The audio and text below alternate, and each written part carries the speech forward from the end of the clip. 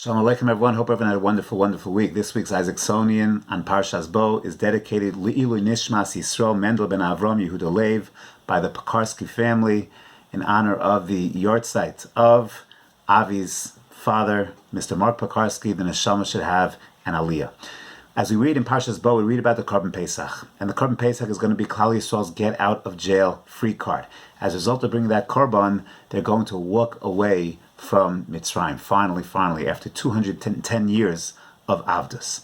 And there's so many detailed mitzvahs when it comes to Korban Pesach. You have to eat it specifically, it has to be prepared roasted. It cannot be cooked. You cannot break any bones. There's a very serious issue of leaving over the meat. If you did leave over any of the meat, it has to be burnt. It's sacrificed, it's shechted on Yud Daled, Benisan. And there are particular rules on what kind of animal, a seh, a zachar, so many details. And the Sefer HaChinuch, no, it's one of those details that you can't break bones. You can't break any bones of the Korban Pesach, and he asks why not. And he says that Klal Yisrael has to understand they're becoming an exalted people.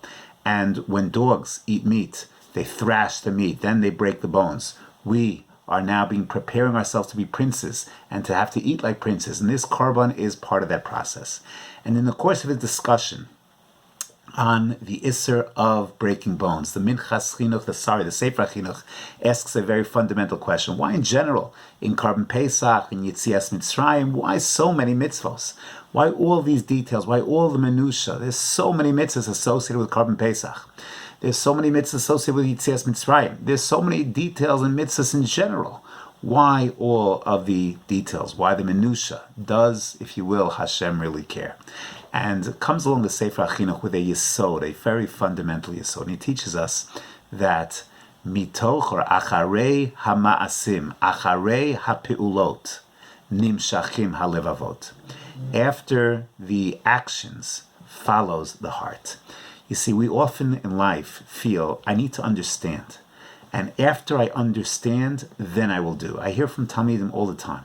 We need to first understand, and then we'll do. If I only understood davening better, tefillin better, why I have to learn, all of those things, then I would certainly be more committed. And it's a legitimate claim, it's a legitimate request. But, says the Sefer HaChinuch, sometimes it just doesn't work that way. You'll never understand fully, intellectually, the beauty of a sunset. You'll never understand that. You need to experience it. And then, wow, then you can feel, ooh, that's something really profound, that's really special. It's not something you first understand and then you'll do, you experience, and then you see its depth and its beauty. Says the Sefer HaChinuch, spirituality on some levels is like that. You can intellectually describe something, but you're never going to tap into its deeper meaning unless you actually experience it. And sometimes we become very, very hyper-focused on the reasons and the meaning, and I have to understand everything before I do. Says the Sefer HaChinuch, acharei hapeulot, nimshachim halevavot. Sometimes we have to work outside in. You do. You act. You perform. And then you'll see, ooh, you start to move. I see this myself. I see it's hard to learn Daf Yomi. Those who are learning Daf Yomi, we're hitting the tougher parts of Maseches Pesachim. It's a tough limud. But the more you do, the more you get into it. Every single day, you get into it. The more you end up davening sincerely, you start to get into it more. Sometimes you first have to start doing it, and then you start to get into it. Acharei hapeulot, nimshachim halevavot. Stephen Covey, in the book The 7 Habits of Highly Effective Families, tells over a great maisa that elucidates this idea. He describes a married couple, and he says the husband comes to him and says, "Listen, Stephen, we don't love each other anymore. We used to. The first 10 years were incredible, but we started to fall out of it. I guess I'm at a point where I don't love her, she doesn't love me." And Stephen Covey says back, "So love her." And he says, "Yeah, but you don't understand. We don't really love each other." He says back, "So love her." "You're not listening. Those feelings are gone. I don't really love her anymore." "So love her." And he explains, what am I saying? You see, sometimes love is used as a noun, but sometimes love should be seen as a verb.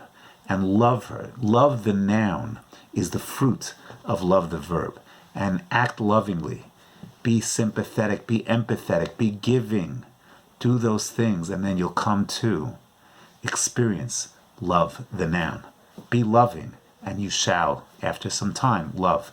That's exactly what the Sefer HaChinuch is teaching us, is that Hashem is telling us, do these mitzvahs, one after another, and soon, after you start to habituate yourself in these mitzvahs, in a sincere way, in a real way, indeed, acharei hapeulot, nimshachim halevavot. And Klal Yisrael got this idea, because when they get to Har Sinai, and they're presented with the Torah, they don't say, ooh, let me first understand everything and then I'll do. No, that's not their response. The response is, na'aseh v'nishma. We'll do and then we'll understand. It's exactly consistent with the Sefer HaChinuch's idea. I want to wish everyone a beautiful, beautiful Shabbos Kodesh.